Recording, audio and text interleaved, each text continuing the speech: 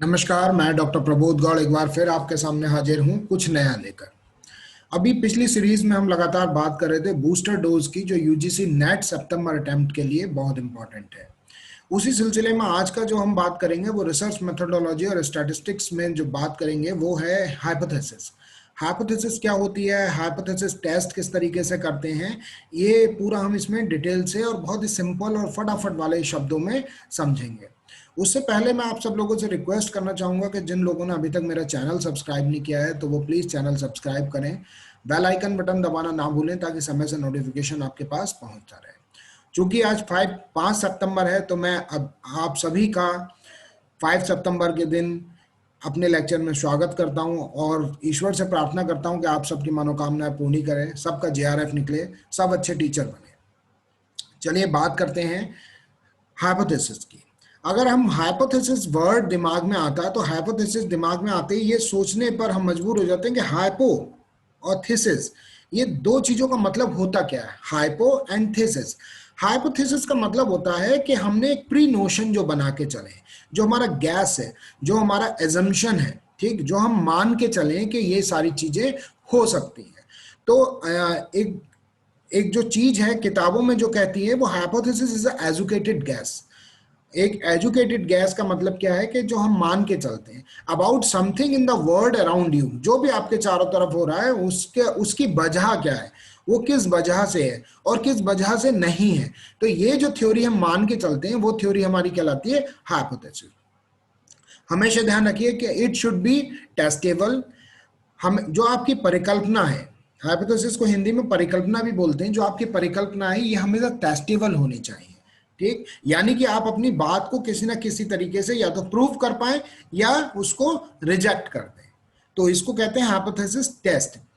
और जो प्रूफ करते हैं वो एक्सपेरिमेंट के थ्रू करते हैं या ऑब्जर्वेशंस के थ्रू करते हैं। याद रखने की चीज है कि जो प्रूफ करते हैं वो एक्सपेरिमेंट के थ्रू करते हैं या ऑब्जर्वेशंस के थ्रू करते हैं। तो मैंने आपको बताया कि हाइपोथेसिस का मतलब होता है एक एजुकेटेड गैस, हाइपोथेसिस का मतलब होता है एक परिकल्पना, हाइपोथेसिस का मतलब होता है कि आपके दिमाग में जो चीज चल रही है किसी भी एक सिचुएशन के रिगार्डिंग कि ये या तो वो है या वो नहीं है तो इस वजह से है और नहीं है तो इस वजह से नहीं है। This is called hypothesis.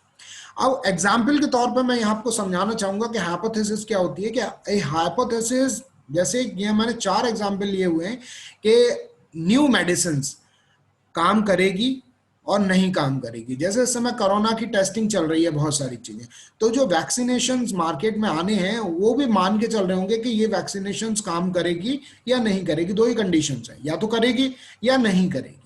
दूसरा एग्जाम्पल मैंने लिया, teaching you think might be better. अगर आप अपनी टीचिंग के स्टाइल में कुछ चेंज करना चाहते हो तो वो टीचिंग का स्टाइल आपका काम करेगा स्टूडेंट्स को नॉलेज अपग्रेड करने में या काम नहीं करेगा। तीसरा पॉइंट है लोकेशन ऑफ न्यू स्पीसीज। ठीक, location of new species possible हो सकती है यहां पर या पॉसिबल नहीं हो सकती है। ठीक, एडमिनिस्टर स्टैंडर्डाइज को टेस्ट करने का भी ये तरीका हो सकता है कि ये एडमिनिस्ट्रेशन आपके लिए अच्छा रहेगा या एडमिनिस्ट्रेशन आपके लिए अच्छा नहीं रहेगा। तो यहाँ पर आपने देखा कि चारों एग्जाम्पल में मैंने जो चीज समझाई हुई है वो इस तरीके से समझाई हुई है कि या तो हम मान के चलते हैं कि ये कंडीशन और सिचुएशन इस वजह से है या इस वजह से नहीं है। तो ये जो हमारी परिकल्पना होती है, ये जो हमारा गैस होता है, ये जो हमारा एजुकेटेड गैस होता है, this is known as hypothesis. Hypothesis. अब बात करते हैं कि हाइपोथेसिस स्टेटमेंट्स क्या होते हैं। जब आप रिसर्च करोगे या डिसर्टेशन करोगे या रिसर्च पेपर लिखोगे या अपनी थीसिस करोगे तो आपको हाइपोथेसिस बनानी पड़ेगी। वो हाइपोथेसिस में आप किस तरीके से हाइपोथेसिस लिखते हो, यहाँ बड़ा अच्छा मैंने 4-5 एग्जाम्पल दिए हुए हैं। हमेशा ध्यान रखिए कि इफ का प्रयोग अगर आप कर सकते हैं हाइपोथेसिस में तो बेटर है, क्योंकि American council, Harvard university, Oxford university, ठीक, एमआईटी यूनिवर्सिटी, ये इस चीज पे फोकस करती है कि अगर हाइपोथेसिस में आप इफ कंडीशन ले रहे हो, इफ कंडीशन लेने का एक बहुत बड़ा कारण होता है, इफ का मतलब होता है यदि। यदि यदि का हम हिंदी में तब लगाते हैं कि या तो हम डाउटफुल होते हैं, ठीक है, या हम प्रूव नहीं कर पा रहे होते हैं। तो जब डाउटफुल होते हैं उस कंडीशन में भी हम इफ का यूज करते हैं कि भाई ऐसा हो सकता है, इस वजह से हो सकता है, ठीक है, या हम अभी प्रूव नहीं कर पाए, प्रूव होना अभी रह गया है। तो बेहतर रहेगा कि हाइपोथेसिस के स्टेटमेंट्स को इफ से शुरू करा जाए। जैसे इफ आई, ठीक है, फिर दैन का यूज कर सकते हैं, ठीक, दो चीजों पे बड़ा फोकस किया गया है जो लिटरेचर रिव्यू में बताते हैं, जो पुराने पेपर्स और आपने फॉरेन यूनिवर्सिटीज के पेपर या बहुत ही स्टैंडर्ड इंडियन पेपर आप देखते हो, तो वहां पर हाइपोथेसिस में हमेशा इफ और देन का प्रयोग किया जाता है। साथ ही साथ एक चीज मैं बताऊं, आपके टॉपिक के हिसाब से कई लोगों के दिमाग में ये कंफ्यूजन होता है कि हाइपोथेसिस कितनी होनी चाहिए। हमेशा ध्यान रखिए कि हाइपोथेसिस आपके क्वेश्चंस को, आपकी प्रॉब्लम को, जिस आपके गैप को, जिस पर आप रिसर्च करना चाहते हैं, उस रिसर्च को सेटिस्फाई करनी चाहिए। चाहे वो आप एक हाइपोथेसिस मान लीजिए, चाहे आप दो हाइपोथेसिस मान लीजिए, चाहे आप 5 हाइपोथेसिस मान लीजिए। तो ये क्वेश्चंस आपके दिमाग में उतर जाने चाहिए कि हाइपोथेसिस जो डिपेंड करती है टोटल आपकी प्रॉब्लम पर, डिपेंड करती है टोटल आपके सॉल्यूशन पर, डिपेंड करती है टोटल उस गैप में, डिपेंड करती है टोटल उस टॉपिक पे डिपेंड करती है। ऐसा कहीं नहीं होता है कि हाइपोथेसिस एक लेनी जरूरी है या हाइपोथेसिस दो लेनी जरूरी है, लेकिन ये बात पूरी तरीके से आपको ध्यान में आ जानी चाहिए कि जितनी भी हाइपोथेसिस आप लेंगे वो हाइपोथेसिस आपको प्रूव्ड या अनप्रूव्ड करनी है। यानी कि आपने अगर 3 हाइपोथेसिस ली हैं तो वो तीनों हाइपोथेसिस का आपको रिजल्ट्स देना है। 5 हाइपोथेसिस लिए तो आपको रिजल्ट्स देना है। साथ ही कई बच्चों ने कमेंट किया हुआ है, ये पुराने बच्चों का क्वेश्चन भी था कि क्वेश्चनायर में कितने होने चाहिए, ठीक है, और क्वेश्चनायर, हाइपोथेसिस और ऑब्जेक्टिव में क्या अंतर है। तो यहां पर मैं आपको बता दूं कि क्वेश्चन के क्वेश्चनायर भी डिपेंड करते हैं आपके टॉपिक को सेटिस्फैक्शन पर, कि अगर आपका टॉपिक सेटिस्फाई कर रहे हैं, आपके प्रॉब्लम को सेटिस्फाई कर रहे हैं, उस प्रॉब्लम का सोल्यूशन दे रहे हैं, उतने क्वेश्चन रख सकते हो। वो सेटिस्फैक्शन बिल्कुल इसी तरीके से है कि जैसे आप खाना खाने बैठे, आप 2 या 3 चपाती में सेटिस्फाई हो गए और नहीं हो पाए तो आप चपाती की संख्या बढ़ा सकते हैं। तो उसी तरीके से क्वेश्चनर बनाते समय, हाइपोथेसिस बनाते समय आप देखिएगा कि आपका टॉपिक, आपकी प्रॉब्लम, आपका गैप कितने हाइपोथेसिस या कितने क्वेश्चंस में सेटिस्फाई हो रहा है। अब दूसरा क्वेश्चन बच्चों ने कमेंट में पूछा हुआ था मेरे से कि ऑब्जेक्टिव्स, हाइपोथेसिस और क्वेश्चनर, इनको किस तरीके से कोरिलेट करेंगे। हमेशा ध्यान रखिए कि क्वेश्चन, आपका जो टॉपिक है वो सबसे प्राइम है, क्योंकि वो टॉपिक आपको दिशा निर्देश दे रहा है कि किस तरीके से, किस डायरेक्शन में आपको कैसे जाना है। उस डायरेक्शन में पहुंचने के लिए आपका जो उद्देश्य होगा वो ऑब्जेक्टिव कहलाएगा आपका। और जो आप मान के चलोगे कि मैं इसके थ्रू भी पहुंच सकता हूँ और इसके थ्रू भी पहुंच सकता हूँ, मैं एक्स के थ्रू भी जा सकता हूँ, मैं वाई के थ्रू भी जा सकता हूँ, मैं कार से भी जा सकता हूँ, मैं पैदल भी जा सकता हूँ, मैं साइकिल से भी जा सकता हूँ, मैं बस से भी जा सकता हूँ, मैं ट्रेन से भी जा सकता हूँ, ये आपकी हाइपोथेसिस कहलाएगी। ठीक है, तो उम्मीद करता हूं आपको ये चीज समझ आ गई होगी। इसके बाद बात करते हैं कि एक अच्छी हाइपोथेसिस स्टेटमेंट में क्या चीज जरूरी है। साथ ही मैं आपको यहां बता दूं कि ये जो हाइपोथेसिस है ये आपके पेपर 1 में भी पूछी जा सकती है और पेपर 2 में भी पूछी जा सकती है, तो आप पूरी तरीके से इसको समझ लीजिए। हाइपोथेसिस टेस्टिंग का या हाइपोथेसिस स्टेटमेंट में जो सबसे इंपॉर्टेंट चीज होती है आपकी, ये होती है उसकी स्टार्टिंग, कि हाइपोथेसिस की स्टार्टिंग आप किस तरीके से कर रहे हो। ठीक, university of California, university of Cambridge, university of Oxford, university of Harvard इस चीज पर बहुत स्ट्रेस देते हैं। इवन इंडिया में IITs भी इस चीज पर बहुत ज्यादा स्ट्रेस देते हैं कि अगर आप अपनी हाइपोथेसिस टेस्टिंग में इफ से स्टार्ट करते हैं या देन से स्टार्ट करते हैं या देन का यूज करते हैं तो आपके हाइपोथेसिस एक गुड क्वालिटी हाइपोथेसिस मानी जाएगी। पहला पॉइंट। दूसरा पॉइंट क्या है कि both include both the dependent and independent variable. मैं अपने पिछले कई लेक्चर्स में बात कर चुका हूं, वेरिएबल्स क्या होते हैं, वेरिएंस क्या होते हैं, फैक्टर्स क्या होते हैं। तो हमेशा ध्यान रखिए जो आपकी हाइपोथेसिस है वो इंडिपेंडेंट और डिपेंडेंट वेरिएबल को भी जस्टिफाई और सेटिस्फाई करती हुई होनी चाहिए। डिपेंडेंट यानी कि जिसकी वजह से, इंडिपेंडेंट या जिसकी जो असर तो करेगा लेकिन स्वतंत्र होकर असर करेगा। तो आपके हाइपोथेसिस इन चीजों को भी प्रूव करनी चाहिए, इन चीजों को भी रिलेट करनी चाहिए, इन चीजों को भी साथ में लेके चलनी चाहिए।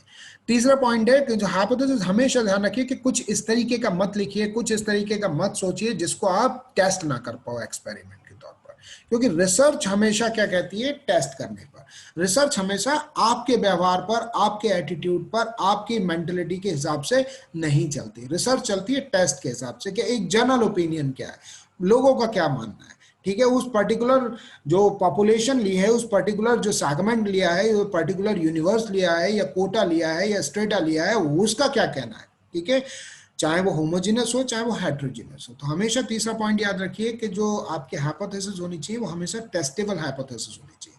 चौथा इंपॉर्टेंट पॉइंट है कि इंफॉर्मेशन इन प्रायर रिसर्च। हमेशा अपने हाइपोथेसिस को बनाते समय, हाइपोथेसिस को लिखते समय पेपर में ये मान के चलिए कि आपने उस गैप को स्टडी कर लिया है।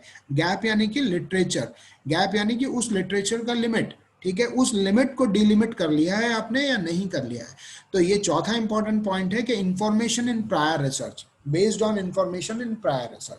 कि सपोज करिए कि कोई रिसर्च एक्स वाई जेड बंदे ने करी, उन्होंने अपनी ये रिसर्च को आगे बढ़ाने के लिए लिमिटेशंस अपनी बता दी। अब नेक्स्ट रिसर्च जो होगी उस लिमिटेशंस को डिलिमिट करते हुए आगे बढ़ाएगी, तो उसके कंटेंट को उस आप अपने कंटेंट में समायोजित करिए, ठीक है, और समायोजित करिए, इसीलिए लिटरेचर रिव्यू कराया भी जाता है। तो हमेशा ध्यान रखिए कि आप इंफॉर्मेशन इन प्रायर रिसर्च आपके उसमें होनी चाहिए। और पांचवा पॉइंट है इसका कि डिजाइन आपका जो होना चाहिए वो क्राइटेरिया बेस्ड होना चाहिए।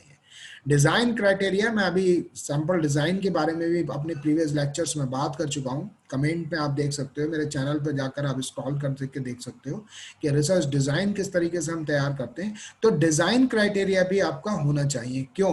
क्योंकि कई बार क्या होता है कि जब हम हाइपोथेसिस पूछते हैं तो हाइपोथेसिस पूछने में हम अपना क्वेश्चन देते हैं, कई बार क्वेश्चन पूछने का तरीका हमारा गलत हो जाता है, शब्दों का समायोजन हमारा गलत हो जाता है, ठीक है। तो इन सारी चीजों को हमें ध्यान रखना है कि ये डिजाइन प्रॉपर तरीके से होने चाहिए, ठीक। क्योंकि आप जब तक प्रॉपर तरीके से अपने माध्यम, अपने पेपर से, अपने पैन से, अपने शब्दों से पॉपुलेशन के साथ कम्युनिकेट नहीं कर पाओगे, तब तक आप रिजल्ट तक नहीं पहुंच पाओगे। तो ये 5 इंपॉर्टेंट पॉइंट मैंने यहाँ पर बताए कि इफ एंड देन का प्रयोग करिए, डिपेंडेंट एंड इंडिपेंडेंट वेरिएबल का ध्यान रखिए, टेस्टेबल होनी चाहिए आपकी हाइपोथेसिस, और गैप को स्टडी करती हुई होनी चाहिए, और डिजाइन प्रॉपर तरीके से होनी चाहिए।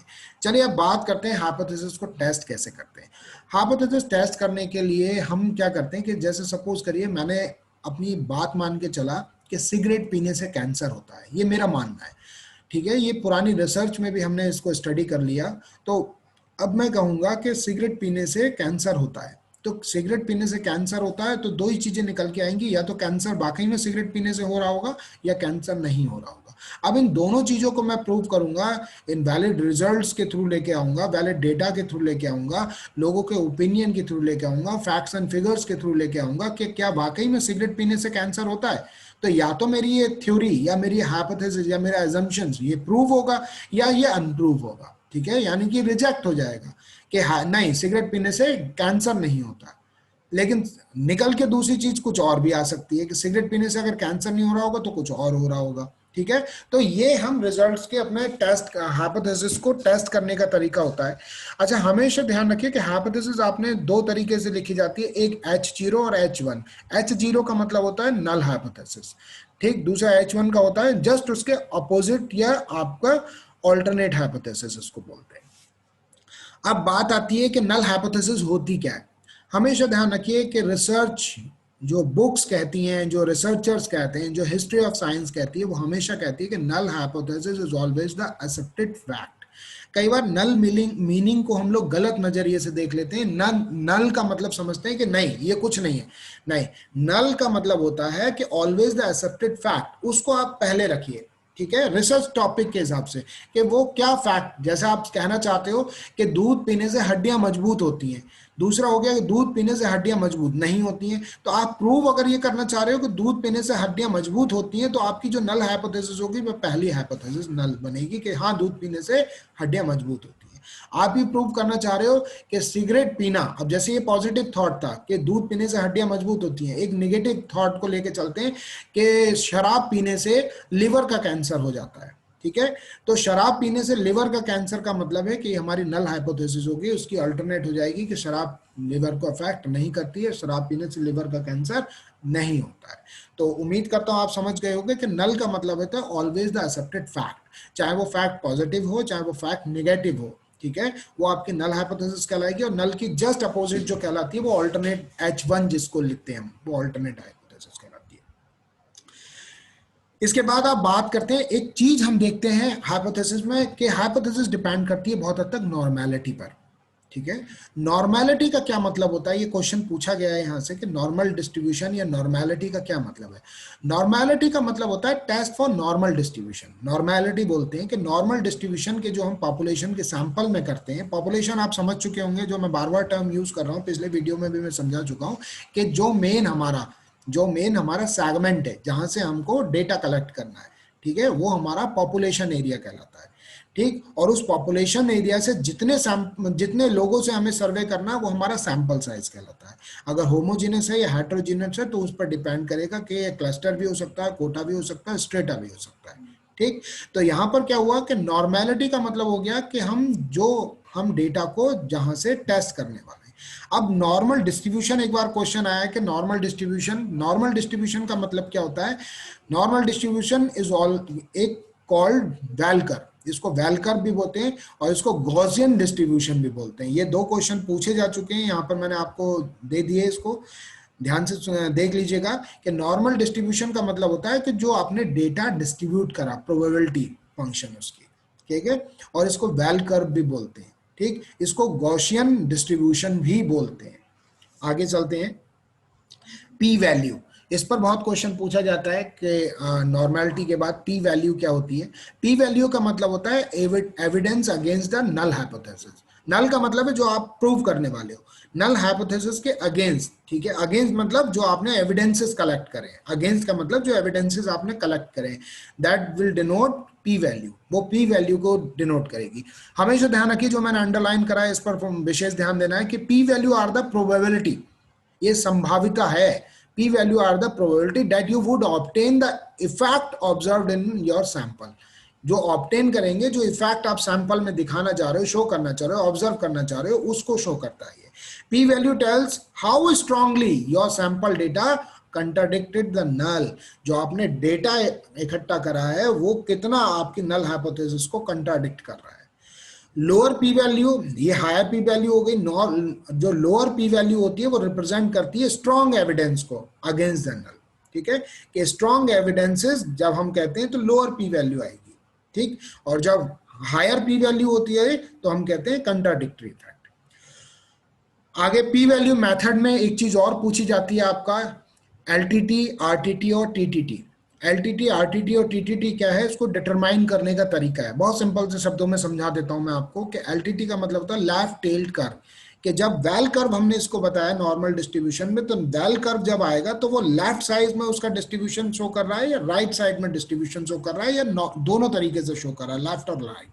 अगर लेफ्ट साइड में शो कर रहा होता है तो लेफ्ट टेल्ड टेस्ट कहलाता है, ठीक है, लेफ्ट टेल कर्व कहलाता है और इसको लेफ्ट टेल टेस्ट, एलटीटी बोलते हैं। जब हम राइट साइड में शो कर रहा होता है तो इसको आरटीटी बोलते हैं और इसको जो प्रूव करते हैं वो आरटीटी टेस्ट से प्रूव करते हैं, ठीक है, राइट टेल कहलाता है। जब दोनों साइड में इक्वल करता है तो टू टेल टेस्ट कहलाता है।